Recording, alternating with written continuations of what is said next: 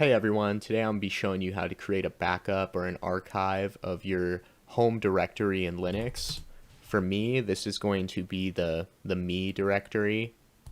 We'll be using a command called tar to do our archiving today. If you want to do more research on this command, you can go ahead and look at the help or the manual. But let's get right into it.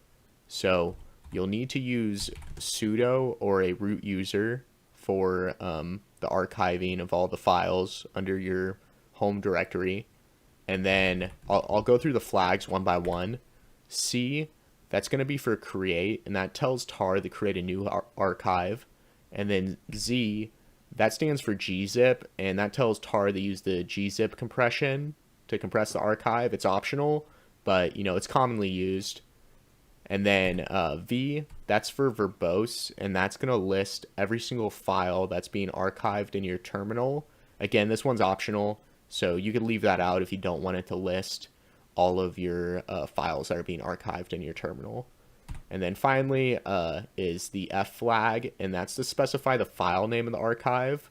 And you must follow this flag with the file name of the archive. So I'm going to put the file in my home folder in a folder I called backups, and I'm going to name the file backup and then today's date, which is the 17th, and then I'll put in the file extension. And then you have to put in the directory that you want to be backed up, which is going to be me. So that's everything you need to do, and you can see that it is backing up all that data now. So if I left out that V flag or the verbose flag, then it wouldn't be listing out all these files. It would just show kind of a blinking terminal, and then once the backup was completed, it would show that it completed. It wouldn't be blinking anymore. But we'll just let this run, and I'll check back in with you once the backup is finished. All right, so that went ahead and finished. You'll notice too that I'm currently recording, so couldn't really archive this movie file because it's changing as the archive went through. But if we go ahead and list out my backups folder,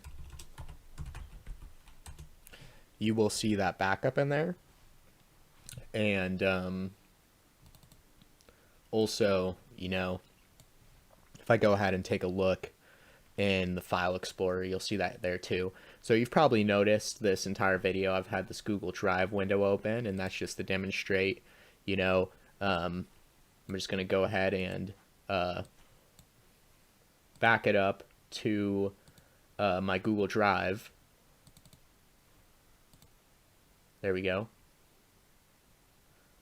So it's going to take a little while to upload,